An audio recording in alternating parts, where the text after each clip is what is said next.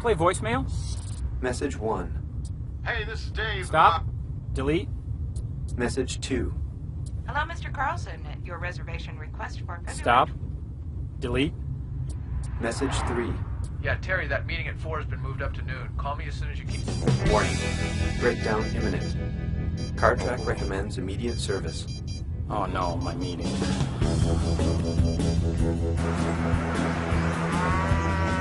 To locate your nearest service station, turn right at Alameda. Continue north for 1 mile. Turn left at Bersham. Proceed 2 miles to the next service station.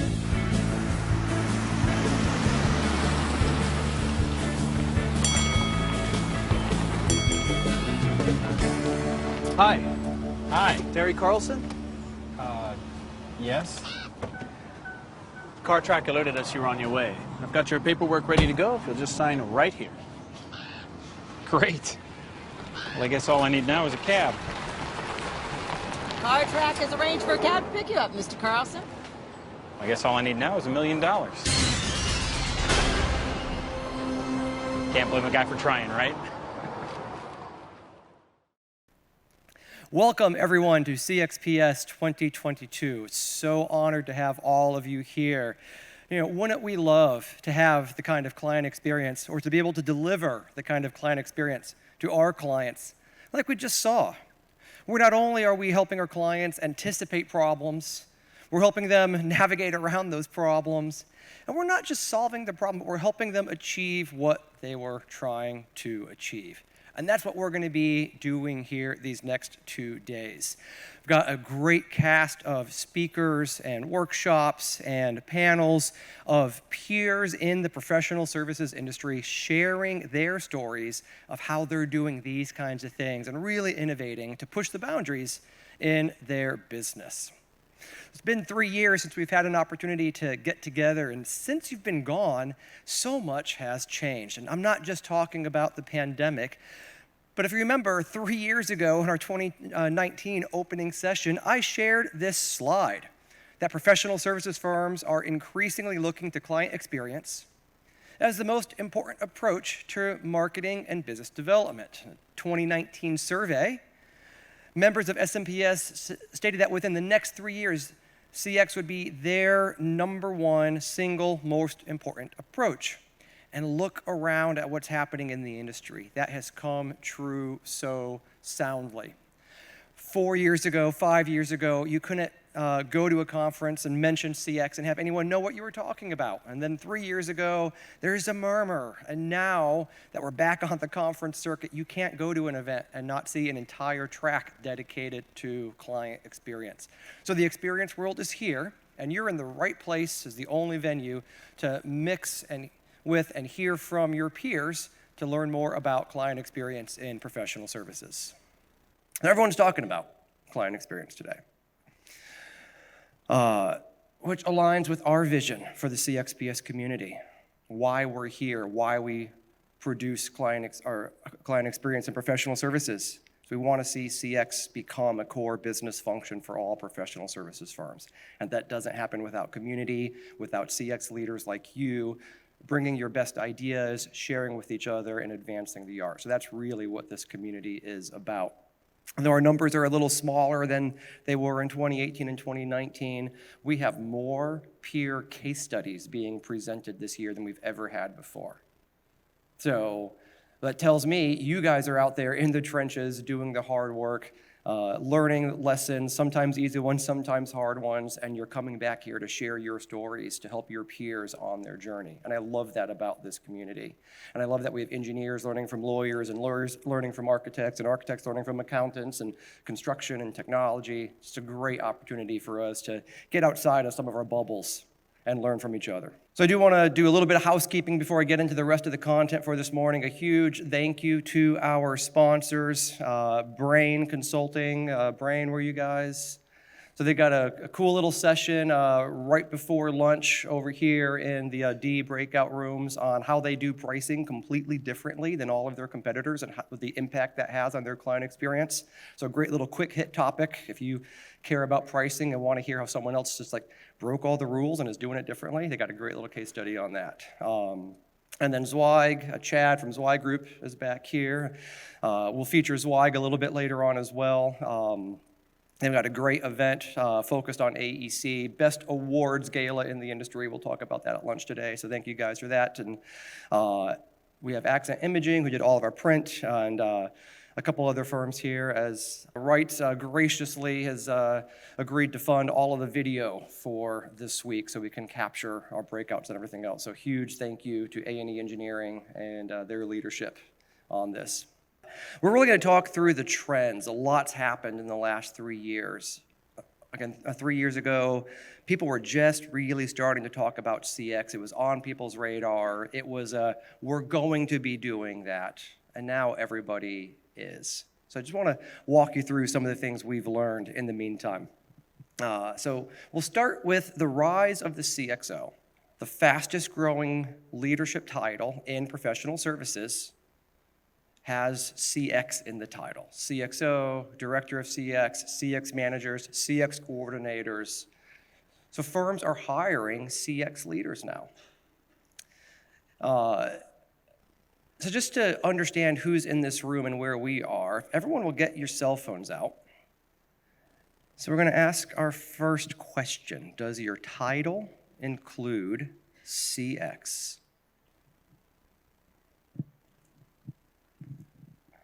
All right.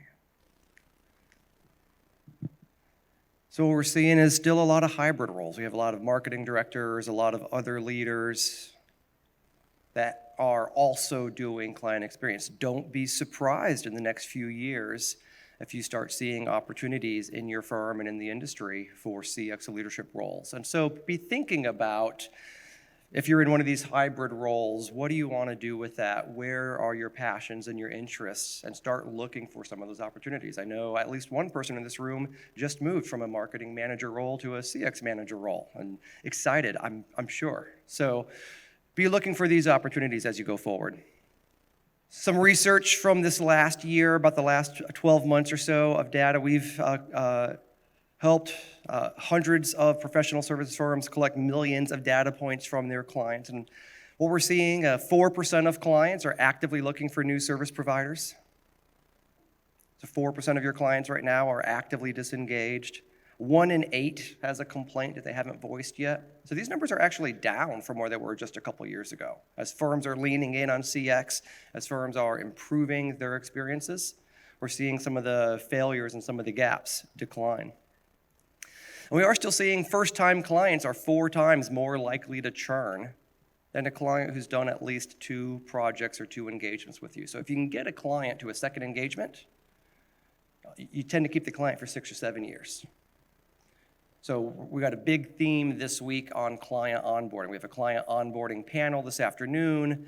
The workshop tomorrow afternoon, we'll all be back in the main room, is all about onboarding, and you can choose, do you want to do client onboarding or do you want to do employee onboarding? So you'll see a theme this week around onboarding. 54% of marketing leaders believe they will be competing primarily on the client experience. So we're at the majority threshold here. The majority of leaders in this industry believe CX is going to be your primary differentiator. We're still lagging behind the rest of business. Gartner says 91% of non-professional services businesses are in that camp. And yet, even so, only 19% of professional services firms report that they are adopting a CX strategy. So there's still this gap. There's a lot of firms saying, we're planning to do it, it's going to be important for us, but we're not there yet. And again, we're lagging behind the Fortune 2000 at around 88%. So let's ask a few questions. Where is your firm on your CX journey?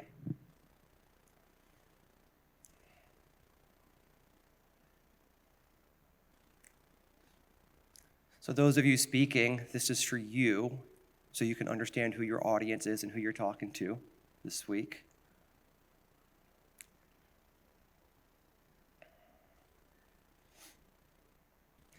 So if you're here in this room of CX professionals thinking, oh man, I don't belong, we're just now starting, I hope this gives you a little bit of comfort. Join the club. in this industry, in professional services, there's not a lot of firms that have really gone a long way with client experience. Even the firms in this room that have a mature CX program know how much more they have to do. So, and those of you just exploring, I hope you'll listen, find some good case studies, make some new friends. If anyone needs to be connected to one of these CX leaders, just let me know, let Blake know back here. We'll be happy to connect you with somebody. So let's talk about some of the things you're doing. So, true or false statement, we regularly collect and act on formal, objective client feedback.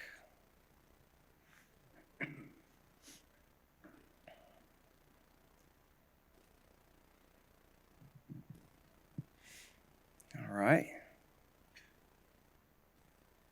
Interesting. Next question. We regularly map or document experiences and journeys.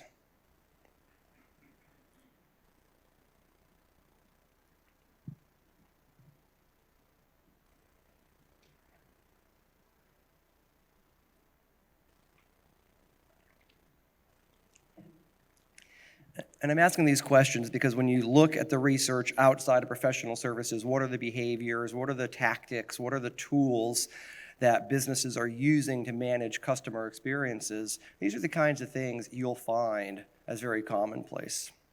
So looks like we certainly have some opportunities. The majority here are at least gathering feedback to get some insights from their clients, but there's some opportunities to really start thinking about understanding the journeys that our clients take. We regularly design empathetic, differentiated experiences for our clients or employees. Are we taking the time to design the experiences our clients have with us?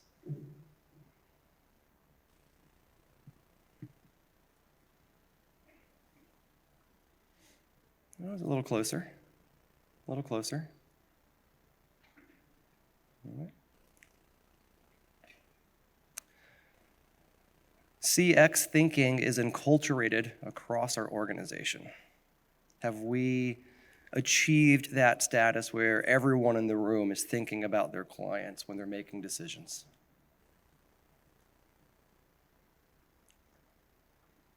Yeah, I figured this would be a bigger gap. That's a tough one. All right.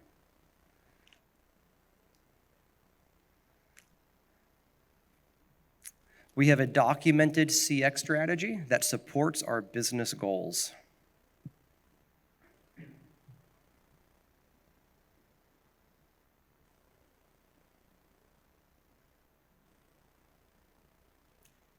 Pretty even. All right. So I'm asking these questions because I'm hoping you'll spend these next few days listening for firms that are doing these things, learning how they're doing them, and start thinking about how you can bring those back into your organization. Now, we're going to do a slightly different polling question here. What business goal is driving your CX and EX initiative? So why are you here? What are you hoping to do for your business with CX and EX? And don't worry, your names won't be displayed.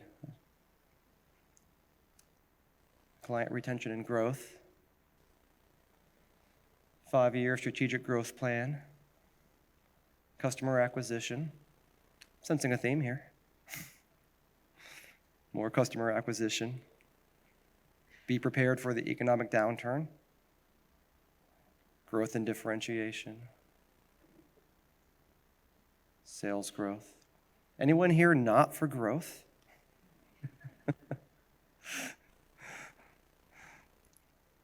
All right.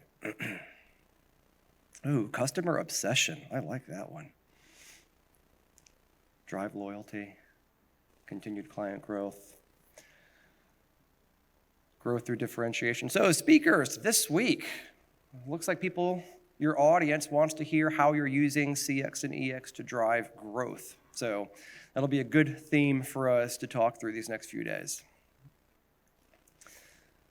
So the research we've done on this, and we've polled a couple hundred business leaders across multiple industries, and these are the themes that we're finding. 65% growth into new markets, defining and measuring quality of our services, creating opportunities to cross-sell, spending less time putting out fires, winning the talent war, differentiating our brand, identifying future leaders, aligning the brand experience across offices or business units, growing share of wallet with core clients, and creating enough A-teams to meet the demand on our staff. Now, these are the most popular reasons why people are adopting CX and EX. What are some of the least popular reasons? And I share this list because if you want to really do something different, this is the stuff everyone's doing already with CX. What are the things people are doing with CX that are unusual or different? Integrating sub-consultants and vendors into the CX strategy. Applying CX to mergers and acquisitions. And the CX approach to succession planning. I know we've got a great session on that from the main stage in our short talks later. So these are some opportunities for innovation. Because not many people are using CX to do these things, you can start incorporating this into your CX strategy as a way to stand out and be different. So a couple other trends just to give you a sense of what we've been able to see and measure. The pandemic sent firms running to CX. And one of the metrics we have is the adoption of our client feedback tool that we provide. So we look at how much feedback are you guys asking for? And look at this, Q3 of 2020, all of a sudden, people kind of got their heads back on straight after getting adapted to the pandemic, and people said, we need to lean in on our clients like we never have before. So Q2 was just kind of hunker down and don't change anything, try to stay safe. But by Q3, firms are trying to figure out what do we need to do differently because our world has changed completely. So we saw a massive uptake in the adoption of CX in the early phases of COVID. Zweig, I've already mentioned once today, does some great research. They had some interesting data from the 2021 Best Firms to Work For survey. And the top 3 theme from employees, so your employees, one of their top 3 reasons that they said our firm is great is my firm provides high quality work for clients. So there's a lot of pride in your staff in doing great work. And yet, one of the bottom 3 themes was employees' subpar work is not being addressed. So there's a service quality conflict here. The best performing firms, the best employees of those firms take great pride in delivering great service quality to their clients. And it drives them nuts when leaders don't address poor performance with the peers.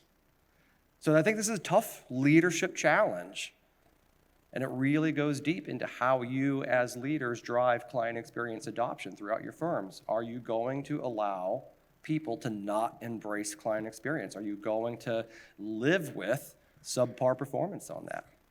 And it's going to burn out your best people if you continue to let subpar performance persist in your organization. And this really is not subpar work around the technical. This is about performing for your clients.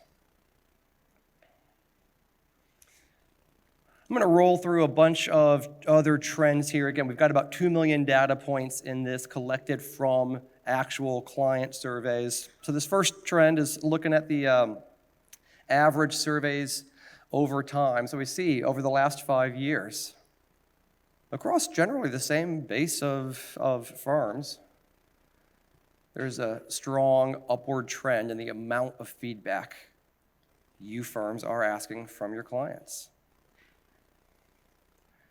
And it's not just because Client Savvy is bringing on bigger firms or bigger clients, bigger users of our client feedback platform. The average invitations per employee line is also very positive. So firms are leaning in, getting more and more feedback on a per capita basis.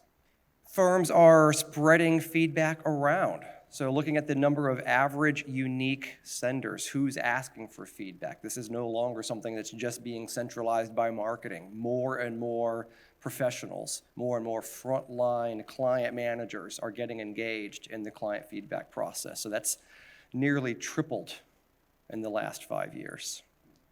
So the firms that are committed to client feedback, not only are they asking for more of it more often, but they have more people engaged in the feedback process. So 4 or 5 years ago, firms, 15, 18% of their employees were engaged in the feedback process, and now it's closer to 22%. So when you think about professional services, you've got back-of-house people, you've got a lot of technical people that really don't have a lot of client contact. What we've seen is roughly about 25% of your staff have direct frontline client management responsibilities, whether it's a project manager, an account manager, or someone of that role. So that's what we're starting to see in the data. Firms are getting better at engaging their frontline employees directly in the feedback process. And that means you're getting more feedback. You're asking for more feedback, you're getting more feedback. And you would think, boy, if we've doubled or tripled the amount of feedback we're asking for, that's gonna have a negative impact on our response rate. And I mean, not really. So though the amount of feedback has nearly doubled in the last 5 years that you're asking for, the response rate's gone from 35% to 33%. So you can keep asking for more, and your clients will keep responding. We've actually seen a positive correlation. The more often you ask a person for feedback, the higher the response rates tend to be, up to about 6 invitations a year. If you ask more often than that, then the response rates start to drop. But it peaks right around 5 or 6 surveys per year per contact. Unsurprisingly, the more feedback you get, the fewer problems your clients are identifying.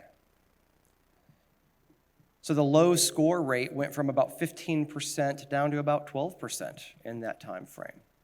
So there's fewer and fewer challenges being identified. Now that also means the follow-up rate has declined. A lot of firms are only closing feedback loops when there's a negative score. So the follow-up rate has gone from about a 29% closed loop activity down to an average of about 23%. The leaders in this room has a 93% follow-up rate. They're closing 93% of their feedback loops, regardless of what the score is. Though the average is 23, one of the things that is a little interesting to me is the median firm, which means half of firms that are asking for feedback are only closing loops 8% of the time or less. So that's still shows we've got a long way to go as an organization, not just getting feedback, but making sure we take action on that. And I've got some data showing why that's important in just a minute. Likewise, the frequency of scores below expectations from 5.1% down to 3.7%. And of course, if your failure rate with clients is going down, you would expect your Net Promoter Score to go up. So we're seeing Net Promoter Scores steadily increase from about 69 on average 5 years ago up to about 73 this year.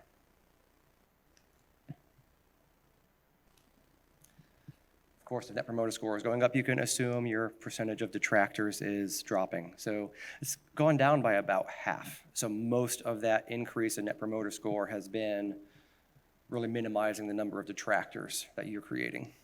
We're going to talk later this afternoon. At lunch, we have an awards ceremony, a CXMP graduation, and we're also going to do some announcements on a new award that we've launched. So just a little bit of a preview, looking at the firms who did not win bronze, silver level, gold, and platinum. Look at this. The platinum winning firms are asking for the most feedback on a per employee basis, so normalized based on firm size. The follow-up rate, look at that. Look where platinum sits. They're following up on average to 60% of the feedback that they're collecting. And then what does that do for Net Promoter Score? Look where platinum sits with Net Promoter Score. So if you're trying to find ways, I mean, Net Promoter Score has some valid merits. There are some challenges to the Net Promoter Score, so it's not the end-all, be-all, but it is a convenient metric, at least, to understand where we sit relative to our competition. And if you're trying to find out how do we move that number up, well, the best performing firms are the ones who are asking for the most feedback, and they're closing the most feedback loops. It's probably the easiest thing you can do to start driving a more positive and consistent client experience. Looking at Net Promoter Score by firm type, there's not a ton of difference between engineering, architecture, legal, construction, consulting, and then other. So there are some differences, but not a ton of difference. So in this room, we all are sitting in roughly the same space in terms of understanding what kind of value proposition our clients expect and fairly consistent in delivering. I know there's also questions around what are some other trends, what are some other insights so we can move a metric like Net Promoter Score higher. And what we found is looking at this correlation matrix, and if you guys want to understand how this works, come talk to Robbie right here. Raise your hand, Robbie. He's our data scientist at Client Savvy. If you love math, this guy can blow your mind with amazing stuff. Failure to meet expectations on one of your driver questions explains 72% of your Net Promoter Score. So if you're understanding what your client expectations are, if you're consistently delivering to them, you're going to tend to create a positive Net Promoter outcome. If you fail to meet expectations, even in one category, that explains 72% of the detractor scores. And looking at this, decreasing your service failures just 4% increases Net Promoter Score 3 points. So it's amazing how just leaning in on something like that can move the needle. We want to push this research even further, and we launched a research initiative this year. We need some more help getting data so we can bring you the insights that we want to bring you. So I'm going to ask you some of the questions. I know you don't have your books in front of you, but give me your best guess today. Now, let me ask you a couple questions.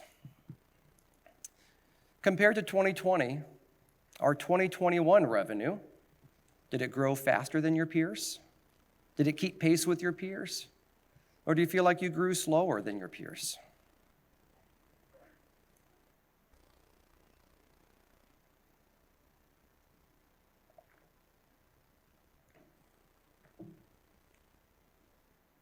Well, that's not unexpected at all. A room full of CX leaders focused on using CX to grow. And what have your businesses done? You've outperformed the marketplace. Fantastic. So what impact has it had on your profit? Was your profit higher than industry average? Was it comparable? Or do you feel like your profit was lagging behind?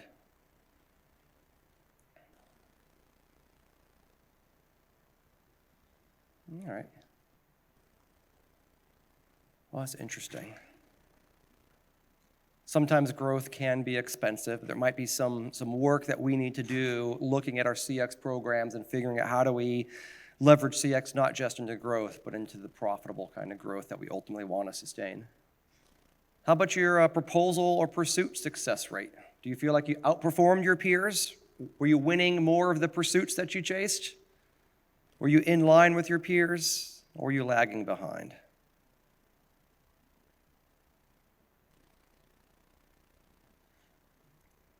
And all we've heard these last year or two is the talent war is king right now. We can't grow any faster because we can't hire enough people. So let me ask you this, your employee turnover.